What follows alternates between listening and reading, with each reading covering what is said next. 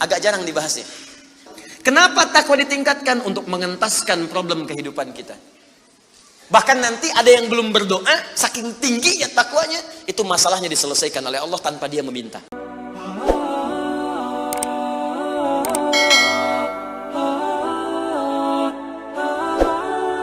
Semua Bapak Ibu sekalian, ingat kalimat ini, saya perlambat sedikit. Bonus yang Allah berikan kepada orang yang menjadikan 4 ini sebagai model dalam kehidupan, bonus cepatnya, maka amalan yang ia kerjakan akan mempermudah doa dia dikabulkan.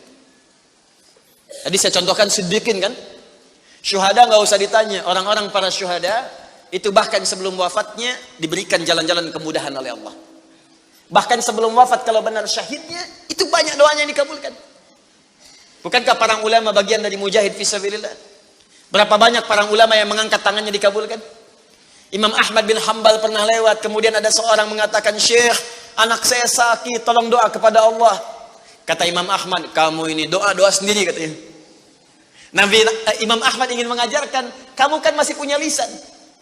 Kamu masih punya kemudian kekuatan, minta dulu sama Allah supaya ada ikhtiar. Orang itu tiba-tiba pulang, ya dengan perasaan dia agak kecewa karena Imam Ahmad tidak mendoakannya. Ternyata ketika dia pulang, Imam Ahmad berdoa kepada Allah. Ya Allah, sembuhkan anak si fulan itu.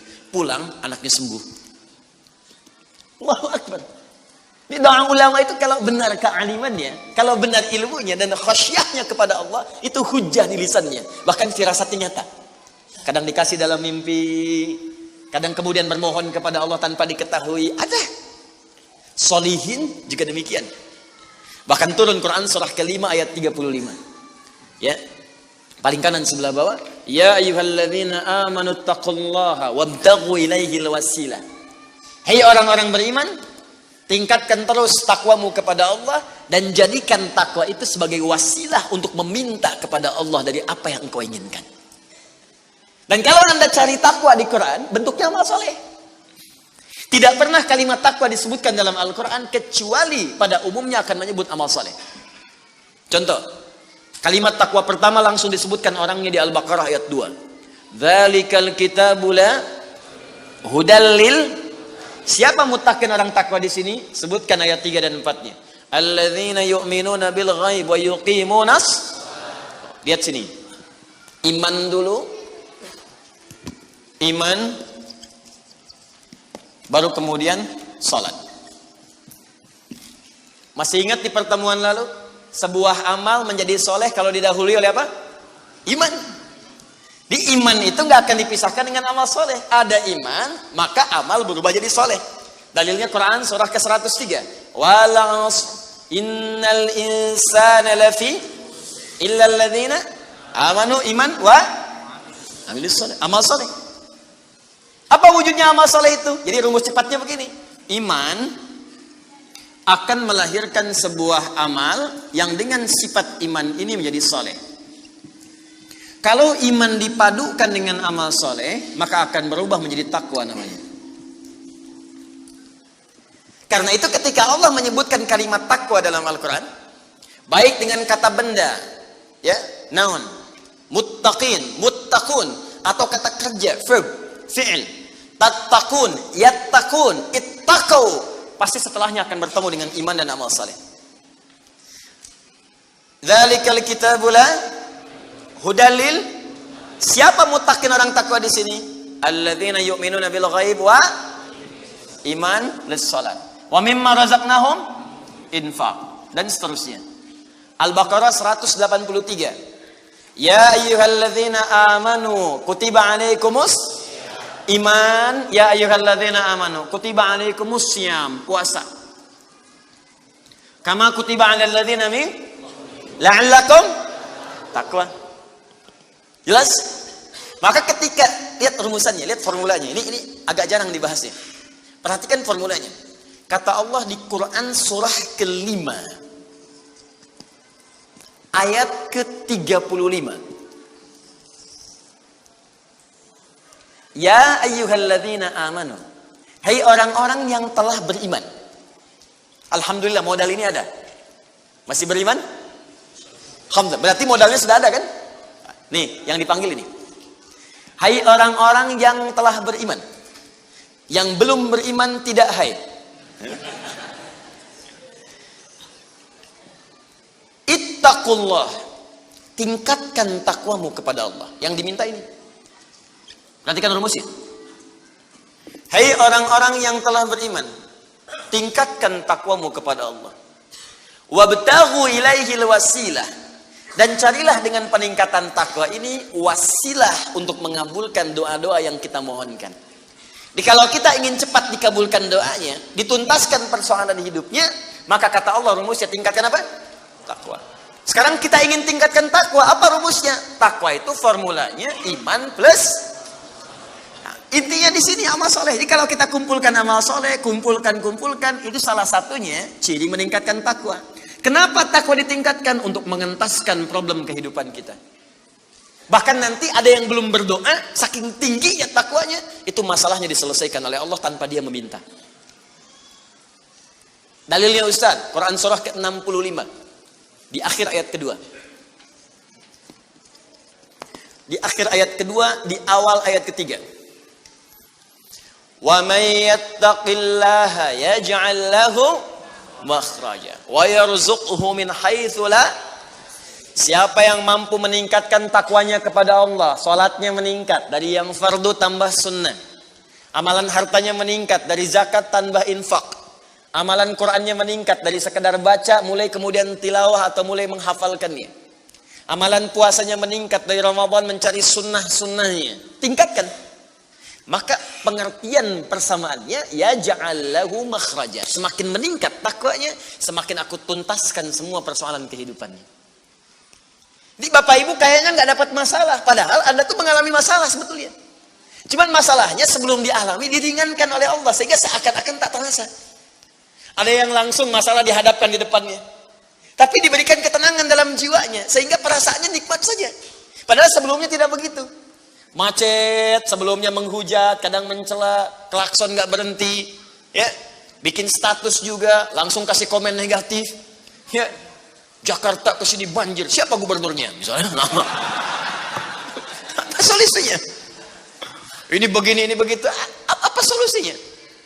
Apa ketenangan yang kita dapatkan? Tapi ada orang yang ketika dapat macet, tiba-tiba, Allahu Akbar, dia cuma klik dengan satu tombol, klik keluar murotal. Alhamdulillah ya Allah, engkau kasih macet. Kalau enggak macet seperti ini, bagaimana aku kemudian mendekat kepadamu dengan mendengar murotal ini? Ternyata ketika macetnya 15 menit, hafal ayat 3 ayat. Selalu ada hikmah dalam kehidupan. Sedang zikir, ada yang berdoa, itulah yang dimaksudkan. Dientaskan persoalan, diberikan ketenangan, dan dipahamkan tentang nikmat yang diberikan. Ada orang yang minta dulu. Nah nanti orang soleh ini, solihin, itu diantara mereka bertawasul dengan amal solehnya. Ada yang sering bersolawat, tawasul dengan salawatnya. Ada yang sering infak, tawasul dengan infaknya. Bukankah kita pernah mendengar kisah yang sangat viral? Padahal masa itu belum ada media sosial. Tapi sampai kekinian sekarang. Kisah ini terjadi sangat lampau. Sampai sekarang lewat 15 abad masih viral dibukukan. Perhatikan, kalau kita ikhlas, maka semua kisah kebaikan kita akan diangkat sampai di masa yang tidak batas. Sampai terjadi hari kiamat kembali kepada Allah Subhanahu wa ta'ala. Walaupun komunikasi alatnya tidak lengkap. Pernah dengar kisah 3 orang yang sedang berjalan kemudian tiba-tiba ada hujan. Berlindung masuk ke sebuah gua. Begitu masuk di dalam gua itu kisahnya sangat populer sekali. Sampai ada di Sahih Al-Bukhari sampai sekarang sedang dikisahkan. 3 orang laki-laki sedang berjalan beraktivitas. Tiba-tiba datang hujan deras. Berlindung masuk ke dalam sebuah gua. Ketika duduk di gua itu tanpa sadar batu dari atas menggelinding menutup ke dalam muka pintu gua itu. Push, rap. Saking padatnya tidak meninggalkan celah yang cukup untuk mereka keluar. Akhirnya setelah reda berusaha untuk mendorong. 3 orang nggak sanggup. 1 lemas, yang 2 dorong, makin nggak sanggup. 1 lebih lemas, 1 orang dorong, ya sama betul-betul nggak sanggup. 3 aja nggak sanggup, 1 pengen dorong, nggak bisa. Akhirnya yang paham rumus ini, dari 3 orang itu, mulai berkata kepada teman yang 2, ini mustahil kita bisa kemudian tuntaskan, kecuali kita bertawasul dengan amal soleh yang pernah kita kumpulkan dalam hidup. Jika kita sudah merasa tak mampu sebagai makhluk, maka ini tanda dari Allah untuk meminta kepada Khalik. Dan disinilah kita disadarkan oleh Allah pentingnya amal soleh. Maka kalau kita sudah merasa amal soleh kita bermanfaat, bahkan bisa dipakai dalam doa, nanti akan semakin semangat amal solehnya. Itu rumus Pak Bu. Di sekarang banyak orang itu tidak mengerti kenapa mesti beramal soleh. Karena itu ketika diminta beramal, malas. Maghrib sudah sholat, begitu isya kan, Allahu Akbar, ayo isya. Kok cepet amat, barusan udah maghrib sekarang isya lagi. Tapi kalau orang yang mengerti, Allahu Akbar, mudah-mudahan tiap menit sholat. Kata bisa minta. Bukankah dalam sholat itu minta? Ya, Rabbighfirli warhamni wajburni warfa'ni, permintaan semua. Dalam sujud minta lagi, minta. Selesai. Maka 3 orang itu bermohon dengan amalannya.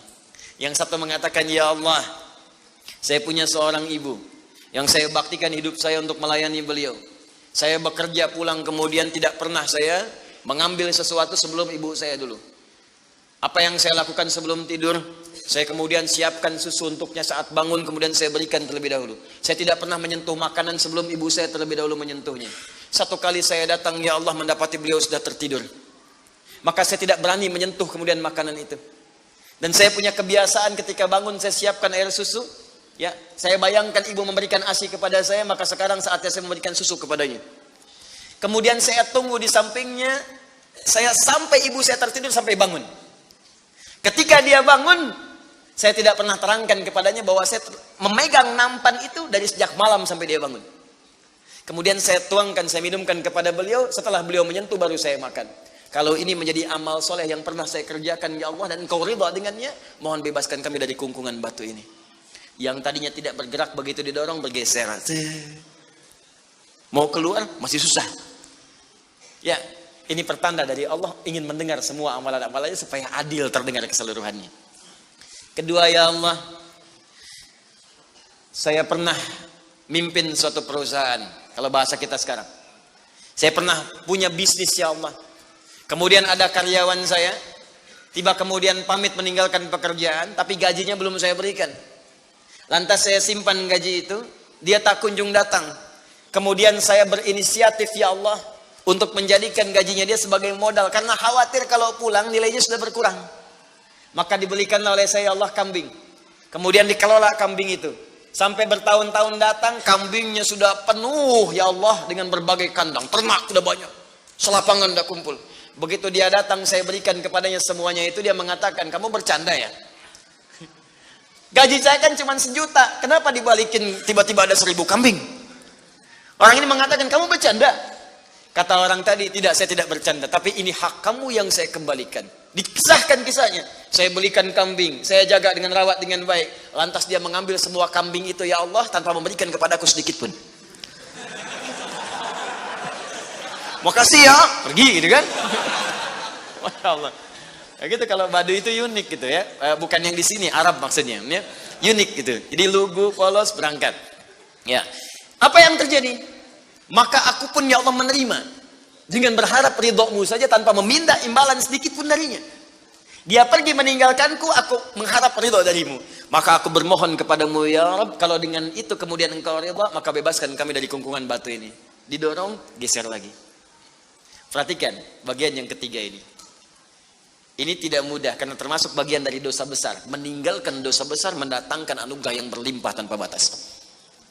Ya Allah, dulu aku seorang rentenir. Wah,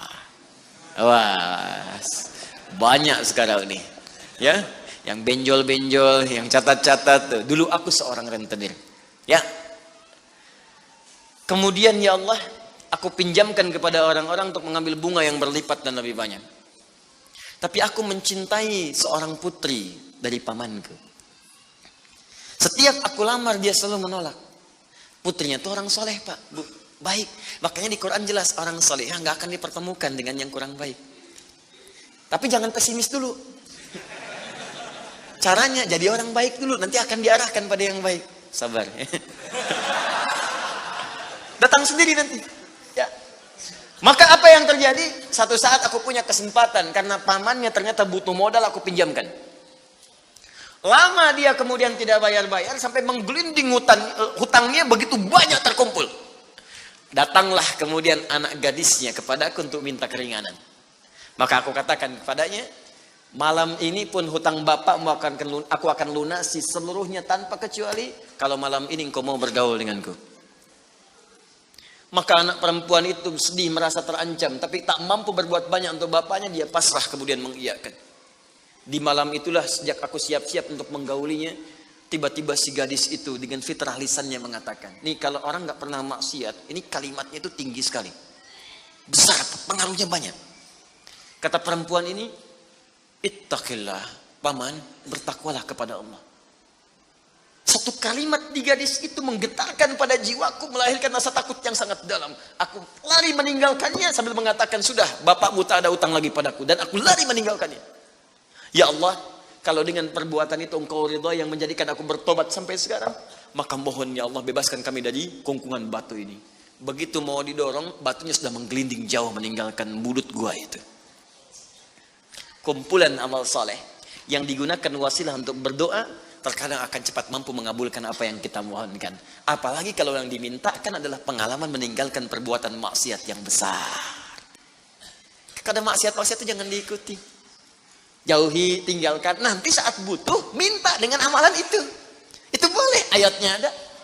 Yang nyuruh Allah berarti Allah yang menetapkan jalan. Salah satu formulanya mengerjakan itu supaya semangat beramal soleh. Amal soleh itu kan cuma dua. Kalau enggak if'al, wala taf'al. Do it, live it. Kerjakan, tinggalkan. Kerjakan sholat, jauhi zina. Kerjakan kemudian infak, jauhi bohong. Kerjakan ini, tinggalkan ini. Anda cukup kerjakan, tinggalkan. Dan dengan wasilah itu minta kepada Allah.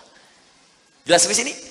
Nah, ini mungkin doa banyak disampaikan tapi jarang terkabulkan. Karena pengertiannya terbalik. Yang ditinggalkan dikerjakan, yang dikerjakan ditinggalkan. Terus dengan pedenya minta, ya Allah mohon kabulkan. Susah. Kenapa? Naktas sauda. Ketika berbuat maksiat mulai ada penutup, kemudian dicawan hatinya. Mulai yang ringan dulu begini. Sehingga saat cahaya akan masuk tidak tembus. Sedikit-sedikit. Allahu Akbar, Allahu Akbar.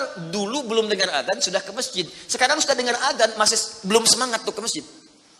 Ini ada cawan nih yang ditutup. Makin keras lagi. Dulu masih nunggu qomat ke masjid. Sekarang sudah qomat mau dekat waktu sholat berikutnya gak ke masjid juga. Begini. Tapi kalau sudah begini, ini yang susah. Bahkan orang sholat pun masih disoal juga. Ngapain sholat? Tidak akan memberikan solusi. Soleh ya. Ini udah begini. Sulit. Karena itu ketika memohon kepada Allah, kalau makanannya haram, perangkatnya haram, maaf, minumannya haram, pakaiannya haram, itu anna yustajabu lidzalik, kata Nabi di hadis Muslim. Maka barangkali itu penyebab doa sulit dikabulkan. Bukan Allah nggak ngabulkan, ketika diberikan nggak tembus tuh, nggak masuk. Begini cara berpikirnya.